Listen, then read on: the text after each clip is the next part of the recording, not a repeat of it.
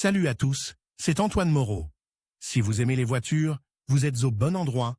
Continuez à regarder cette vidéo, on passe tout de suite au sujet du jour. Le dépassement d'un passage pour piétons est une manœuvre dangereuse, à l'occasion de laquelle de nombreux accidents de la route se produisent. Les accidents sont dus à l'ignorance des règles par les conducteurs, à leur manque de volonté de les respecter ou à leur incompréhension des différences entre un dépassement et un autre. Dépassement et dépassement selon le code de la route. Il y a dépassement lorsqu'un véhicule s'engage sur la voie en sens inverse et revient ensuite sur la voie qu'il occupait précédemment. Lors d'un dépassement, le véhicule ne s'engage pas sur la voie en sens inverse. Il roule seulement à une vitesse supérieure à celle des véhicules circulant en sens inverse. Le dépassement est une manœuvre moins dangereuse que le croisement et fait l'objet de moins de restrictions. En particulier, il n'est pas interdit de dépasser à un passage pour piétons. Est-il illégal de dépasser à un passage pour piétons? Selon le code de la route russe, RTR, il est interdit de dépasser à un passage à niveau. Un passage pour piétons est une section de la chaussée avec un marquage spécial sous forme de bande, zébra, ou avec un panneau de signalisation. Les piétons ne sont autorisés à traverser que ces parties de la route. Les passages à niveau sont réglementés lorsqu'il y a un feu de circulation et non réglementés lorsqu'il n'y a pas de feu de circulation, ou qu'il ne fonctionne pas. À l'approche d'un passage à niveau, le conducteur doit réduire sa vitesse. S'arrêter sans s'engager sur le passage zébré lorsqu'il y a des piétons sur le passage ou à proximité. Attendre que les piétons aient traversé la route et poursuivre sa route. Selon les règles actuelles, il est strictement interdit de dépasser sur le passage à niveau, même s'il n'y a pas de personne sur celui-ci. Auparavant, cette manœuvre n'était possible que lorsqu'il y avait des piétons sur le passage. Selon l'ancienne réglementation, il n'était pas nécessaire de s'arrêter si le piéton ne s'était pas encore engagé sur la chaussée. Quelles sont les conséquences d'une manœuvre incorrecte? Les piétons, qui sont les usagers de la route les plus vulnérables, sont les premiers à souffrir du non-respect des règles de dépassement. Un conducteur qui dépasse à un passage pour piétons est gêné par le trafic qui le précède. De plus, il se peut qu'une personne devant lui soit en train de traverser la route. Il est logique que le véhicule qui précède freine devant le passage zébré pour laisser passer les gens. Un piéton peut commencer à traverser la chaussée depuis le côté opposé de la rue. Un conducteur s'engageant sur la voie de circulation en sens inverse heurtera le piéton. Dans le meilleur des cas, il en résultera des contusions et des fractures, et dans le pire des cas, la mort. Le conducteur ne doit pas oublier les enfants, qui sautent souvent brusquement sur la route sans regarder autour d'eux. De même, les adultes manquent souvent de vigilance lorsqu'ils traversent la chaussée. Dans de nombreuses situations, les conducteurs heurtent les piétons sur le zébra. C'est pourquoi la législation prévoit une interdiction catégorique de dépasser au passage à niveau. Mais même en dehors du passage à niveau, les actions du conducteur doivent être soumises aux règles suivantes. Il est nécessaire de s'assurer que le dépassement est sans danger pour le transport et les personnes qui traversent le passage à niveau. Il faut s'assurer qu'il n'y a pas de voiture venant en sens inverse et qu'il y a suffisamment d'espace sur la voie en sens inverse. Pour effectuer la manœuvre, vous ne devez pas dépasser si le véhicule qui précède a activé son clignotant gauche ou a commencé à dépasser. Le véhicule qui suit a commencé à dépasser. Un véhicule se trouvant sur la voie en sens inverse est en train de doubler.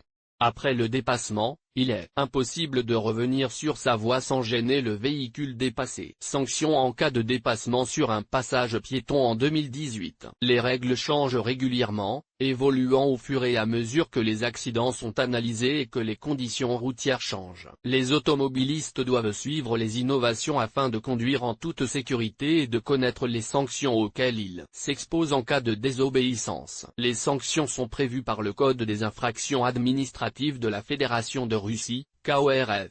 L'amende pour dépassement sur un passage piéton est désormais de 5000 roubles, à condition que le conducteur ait enfreint cette règle pour la première fois. Si le contrevenant est filmé par une caméra, l'amende est envoyée par la poste. Une amende un peu moins élevée est prévue pour le refus de laisser traverser un piéton à un passage pour piéton, 1500 ou 2500 roubles, selon la gravité de l'infraction. Le montant de l'amende varie en fonction de la gravité de l'infraction. Aux intersections réglementées et non réglementées, le type de passage à niveau importe peu, réglementé ou non réglementé. Si une personne se trouve sur le passage piéton ou qu'elle s'en approche, le conducteur est tenu de s'arrêter et de la laisser passer. En même temps, il est interdit de dépasser un véhicule à un passage pour piétons. Vous devez être particulièrement prudent au passage à niveau non réglementé. Il ne faut pas s'arrêter si le feu n'est pas rouge. Cependant, afin d'éviter les accidents, il y a souvent un gendarme couché, une colline artificielle devant les passages zébrés non réglementés. Si un conducteur la franchit à grande vitesse, il endommagera sa voiture. Ces constructions obligent donc le conducteur à ralentir pour éviter les problèmes. Au passage réglementé, le conducteur doit attendre que tous les piétons aient traversé la route,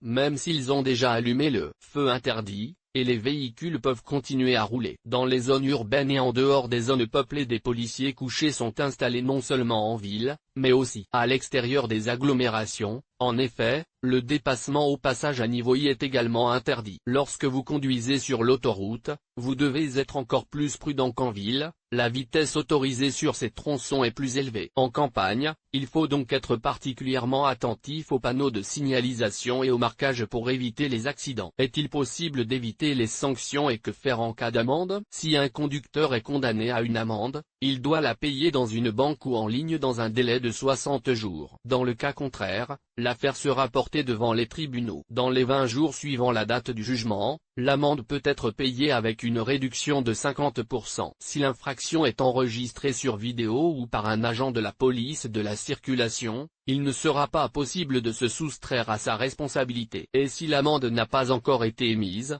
l'accusé peut essayer de trouver une explication valable pour justifier sa manœuvre, mais il est peu probable que cela fasse changer d'avis l'inspecteur. Il vaut mieux se conformer à la loi dès le départ, car vous devrez répondre de vos actes. Afin d'éviter une sanction injuste, le conducteur doit savoir quelle amende est prévue pour chaque infraction. Question fréquemment posée. Puis-je être privé de mon permis de conduire? Au lieu d'une amende, le contrevenant peut être soumis à une autre sanction, la privation du permis de conduire. C'est le cas si l'inspecteur arrête le contrevenant sur le lieu du dépassement. La privation de permis pour dépassement est prévue pour une période allant de 4 mois à 1 an. La durée de la privation des droits du conducteur varie selon qu'il commet cette infraction pour la première fois ou de manière répétée. Si le gestionnaire de transport a effectué une manœuvre de dépassement à un passage à niveau pour la première fois, il peut être privé de ses droits pendant 4 à 6 mois. En cas de récidive, son permis lui sera retiré pendant 1 an. Comment prouver son innocence? Le conducteur peut prouver son innocence s'il n'a pas dépassé, mais a dépassé une autre voiture, c'est-à-dire qu'il ne s'est pas engagé sur la voie en sens inverse. Comme indiqué plus haut, la loi n'interdit pas le dépassement à un passage à niveau, mais si le véhicule qui précède n'a pas freiné. Il est également possible de prouver son innocence s'il n'y a pas eu de dépassement. Par exemple, lorsque l'accusé n'a pas roulé sur la voie de circulation en sens inverse,